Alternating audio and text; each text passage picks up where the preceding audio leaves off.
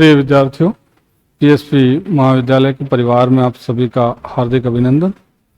जैसा कि हम पूर्व में बातचीत कर रहे थे, थर्ड ईयर हिंदी साहित्य प्रथम प्रश्न पत्र की, जिससे आपके पाठ्यक्रम में शामिल है सुदामा चरित्र। सुदामा चरित्र एक खंड काव्य है और सुदामा चरित्र से संबंधित 13 भाग मैंने पहले बनाए हैं। आपने नहीं देखे तो जरूर देखिएगा। आज हम बात कर रहे हैं 14वें पार्ट की और सुदामा चरित्र का खंड काव्य का ये अंतिम पार्ट है। इससे पहले वाले पद्यांशों तक अपन ने जो बातचीत की थी, तो सुदामा जो है वो कृष्ण से भेंट करने के बाद पुनः कहाँ आ जाते हैं? अपने घर। और उनकी जो पत्नी है सुबुद्धि ने जो अपने घर में गांव में परिवर्तन हुआ है कृष्ण की कृपा से, वो सारे परिवर्तन उनको बताए हैं, उससे अवगत कराया है।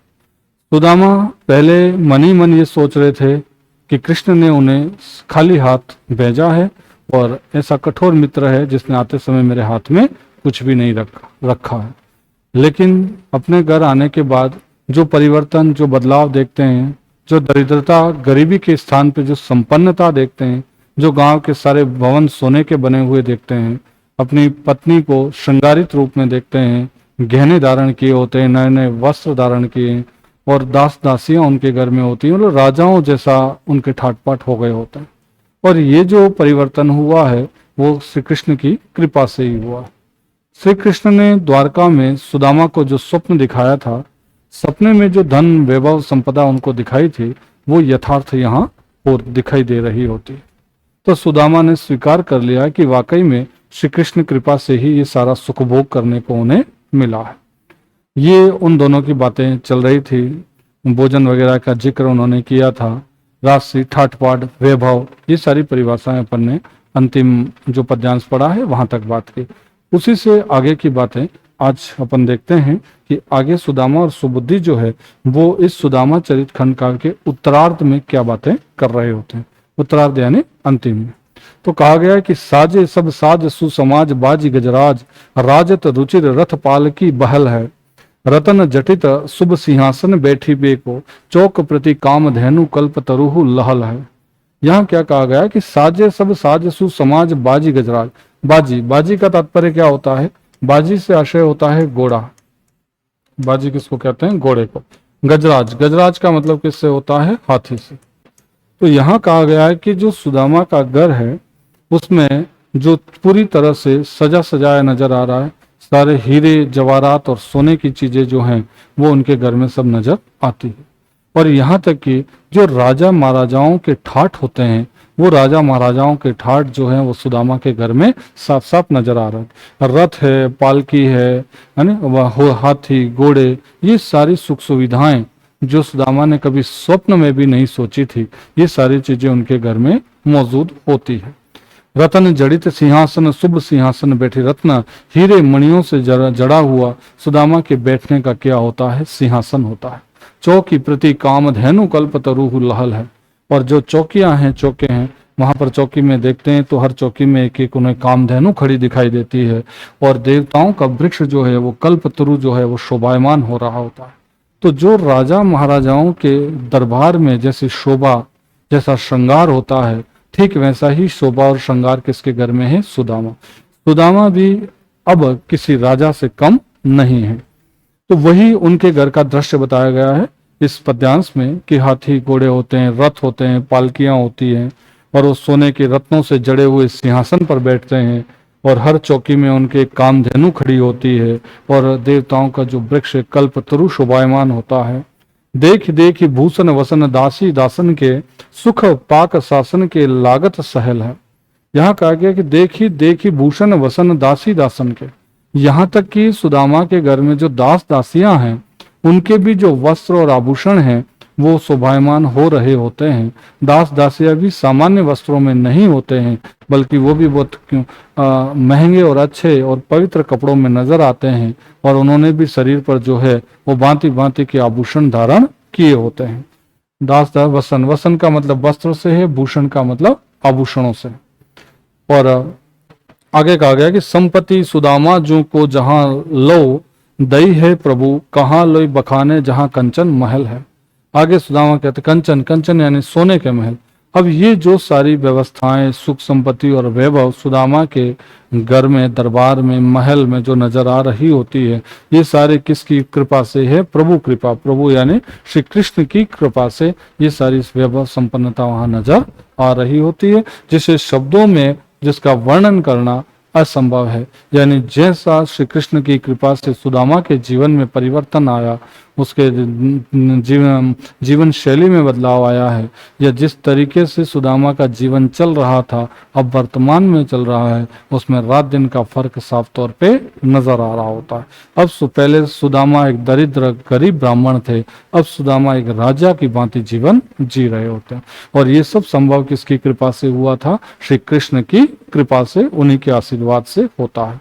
तो सुदामा कहते हैं कि इन सब का वर्णन करना, बखान करना मेरे बस की बात नहीं है, या शब्दों में इसे प्रकट नहीं किया जा सकता। आगे कहा गया है, बाजी साला गजसाला दिने गजराज खरे, ब्रजराज महाराज राजत समान के, बानिक विविध बने मंदिर कनक सोहे, मानिक जरे से मन मोहे सब देवतान के। यहाँ कहा गया बाजीशाला, बाजीशाला यानी अस्तबल। अस्तबल किसे कहते हैं? तो जहां पर घोड़े बांधे जाते हैं या घोड़ों को बांधने का, रखने का जो स्थान होता है वो कहलाता है अस्तबल। गजशाला, गजशाला से आशय है जहां हाथियों को बांधा जाता।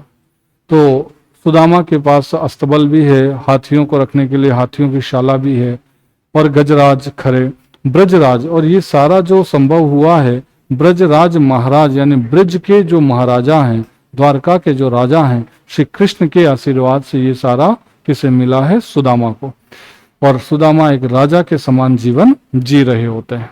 बानिक विविध बने मंदिर कनक सोहे, और कई प्रकार के उनके नगर में जो साधारण से मंदिर थे वो मंदिर भी किस में तब्दील हो चुके होते हैं? सोने के मंदिर बन चुके होते हैं।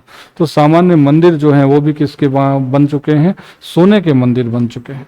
पूरा गांव में जितने भी झोपड़पट्टी थे, टूटे फूटे मकान थे, मंदिर थे, वो सारे अब सोने के बन चुके हैं और बहुत भव्य नजर आ रहे होते हैं।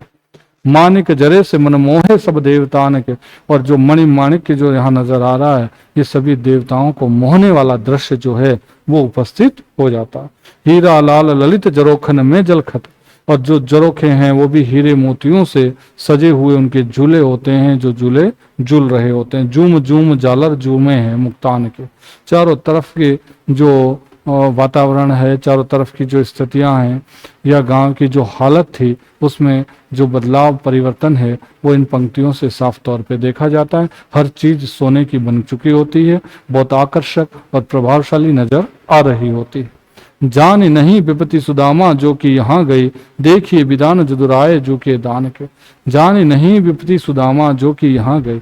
अब जैसे सुदामा ने कहा कि जैसे श्री कृष्ण से भेंट हुई तो उनके जीवन की जितनी विपत्तियां थी, जितने संकट थे, जितनी दरिद्रता थी, वो सब समाप्त हो गई है। और ये सारा किसके विधान से, किनकी कृपा से हुआ है? जदुराय यानी श्री कृष्ण के द्वारा जो चीजें मिली है दान में, उसी से ये सारा बदलाव देखा जा रहा है। अब सुदामा का जो जीवन है वो बद से बदतर था, लेकिन अब बहुत बेहतरीन हो गया होता है। आगे देखिएगा, कहू सपने हु सुबरन के महल होते, पोरी मणि मंडप कलश कब धरते, रतन जटित बर सिंहासन बैठी को, खरे हवे खबास मुंह पे चौर कब डरते। अब यहाँ कहा गया कि कहू सपने हु सुबरन, सुबरन का मतलब होता है सोना, और रत्नों से जड़ा हुआ क्या है? सिंहासन है। सुदामा यहाँ पर कह रहे होते हैं अपनी पत्नी सुबुद्धि से कि ये जो भी बदलाव परिवर्तन देखने को मिल रहे हैं, ये सब तेरे ही कहने के कारण हुआ है। अगर तुम उससे नहीं कहती कि मुझे श्री कृष्ण से मिलना चाहिए, उनसे भेंट करनी चाहिए और उनसे सहायता मांगनी चाहिए, तो मैं कभी भी श्री कृष्ण के पास उनसे मिलने नहीं जाता। लेकिन ये तुम्हारे ही उपदेशों का परिणाम है कि मैं किससे मिलने गया? द्वारका में श्री कृष्ण से भेंट की। और शायद अगर श्री कृष्ण से भेंट नहीं होती तो ये सोने के महल अपने सपने ही रह जाते, हमें नसीब नहीं होते। और जो मणि माणिक के अपनी पोरी में जड़े हुए हैं वो भी केवल सपना मात्र रह जाता, कभी हकीकत नहीं बन सकता था। और रत्नों से जड़ा हुआ जो सिंहासन है ये भी मात्र एक सपना ही बन के रह जाता। और ये सारा जो संभव हुआ है वो किसके कारण हुआ है? तो इसका पूरा श्रेय जो है वो सुदामा सुबुद्धि को देते हैं कि तुमने ही मुझे उपदेश दिया, उस कारण से ये सपना साकार हुआ, अन्यथा ये सारा सुख वैभव जो है वो सपने में ही सिमट कर रह जाता। कहाँ दास दासियां हमारे जो है वो पंखे झुलाते, ये भी एक सपना ही था कि एक राजा की भांति हम जीवन जी रहे हैं, ऐसा हमने कभी सोचा नहीं था। देखी राज साज निजबाम को सुदामा को, और ये सारी राज काज जो है ये राजाओं जैसा जो हम जीवन जी रहे हैं, ये सारा तुम्हारे ही कहने के कारण नसीब हुआ है। कब ये भंडार भरे रत्नन भरते, जो पे पतिव्रता तू न उपदेश देती, तो पे एति कृपा मुँह पे द्वारिकेश कब करते। यहाँ द्वारिकेश, द्वारिकेश का मतलब किससे है, द्वारका के राजा कौन है, तो द्वारिकेश के संबोधन जो है वो श्री कृष्ण को दिया गया है। तो अंत में सुदामा स्पष्ट कर रहे हैं, सुबुद्धि को कह रहे हैं कि ये तेरे ही उपदेश का फल है और तेरे ही पतिव्रत धर्म का तेने पालन किया है, जिसके कारण हमारे जीवन में इतना बहुत बड़ा बदलाव देखने को मिल रहा है। और तेरे उपदेश के कारण ही मैं द्वारका में किससे मिलने के लिए गया था, श्री कृष्ण से मैंने भेंट की, और कृष्ण ने अपनी मित्रता जो है वो बखूबी निभाई है। तो यहाँ सुबुद्धि और सुदामा की जो चर्चा हो रही है, सुदामा ने सुबुद्धि को दिए गए उपदेश का पूरा श्रेय दिया है, और जो बदलाव परिवर्तन श्री कृष्ण के द्वारा हुआ है, आशीर्वाद जो मिला है, वो आशीर्वाद के लिए प्रेरणा सुदामा को किसने दी थी, तो सुबुद्धि ने दी थी। तो यहाँ देखने को मिलता है कि सुदामा जो है वो अपनी पत्नी के द्वारा दिए गए उपदेश की प्रशंसा कर रहे होते। उठे पहिरी अंबर रुचिर सिंहासन पे आए, बैठे प्रभुता निरखी के सुरपति रहो लजाए। यहाँ कहा गया है कि उठे पहिरी अंबर, अंबर का मतलब वस्त्र। सुदामा ने अपनी रुचि के अनुसार सुंदर वस्त्रों को धारण किया है, और कहाँ बैठ गए हैं, सिंहासन पर बैठ गए। बैठे प्रभुता निरखी सुरपति रहो लजाए। सुरपति, सुरपति का मतलब देवताओं का राजा कौन था, इंद्र। और लजाए, लजाए का मतलब होता है शर्म। जिस तरीके से सुदामा जो है नए वस्त्र आभूषण धारण करके सोने के बने हीरे मणियों से जड़े हुए सिंहासन पर बैठे हैं, तो वो ऐसा दृश्य प्रतीत हो रहा है कि स्वयं इंद्र का, स्वर्ग का राजा जो इंद्र है, वो भी सुदामा के आगे लजा रहा होता है, शर्म महसूस कर रहा होता है। यानी इंद्र की जो स्थिति, जो सुख वैभव है, उससे भी बड़ा ज्यादा सुख वैभव अभी किसके पास है, सुदामा के पास। तो सुदामा के सामने जो इंद्र है वो भी शर्म महसूस कर रहा है, ऐसा दृश्य वहां उपस्थित हो रहा होता है। आगे क्या कहा गया, कई वह टूटी सो छानी होती, कहाँ कंचन के सब धाम सुहावत, के पग में पनही न होती, कहाँ ले गजराज हो ठाडे महावत, भूमि कठोर पे रेन कटे, कहाँ कोमल सेज पे नींद न आवत, के जुड़ तो नहीं कोदो सवा, प्रभु की प्रताप ते दाख न बावत। यहाँ पर दाख कहा गया, दाख का मतलब आप समझे कि किसमिस, किसमिस को ही क्या कहा गया है, यहाँ दाख कहा गया। दाख से आशय होता है किसमिस। और कोदो सवा, कोदो सवा का मतलब क्या होता है, इसका मतलब है जंगली चावल, जंगली चावल, इसी को क्या कहा गया है, कोदो सवा, है ना। पर प्रताप का मतलब प्रताप से होता है, शौर्य से होता है। सुदामा कहते हैं कि अपने दरिद्रता के, गरीबी के दिनों को याद करते हुए कहते हैं कि हमारे वो कैसे दिन थे कि जिस समय हमारी टूटी फूटी क्या थी, झोंपड़ी थी, और आज वो जो टूटी फूटी झोंपड़ी है वो सोने का धाम बन चुकी है, सोने के समान भव्य महल बन चुका है। तो परिवर्तन बता रहे हैं कि जिस टूटी फूटी झोंपड़ी में रहते थे, आज वो सोने के महल बन गए हैं। और पाँवों में पनही, पनही का मतलब होता है जूते, और पाँवों में पहनने के लिए हमें जूते नसीब नहीं होते थे, और आज जो है वो हमारे यहाँ महावत जो है वो गजराज हाथी को लिए हुए खड़े होते हैं। महावत किसे कहते हैं, तो जो हाथी को चलाने वाला होता है उसे महावत कहा जाता है। सुदामा कहते हैं कि टूटी फूटी झोंपड़ी की जगह तो सोने का महल मिला, और जहां पाँवों में पहनने को जूते नसीब नहीं हो रहे थे, आज हाथी लिए महावत हमारे द्वार पर खड़े होते हैं।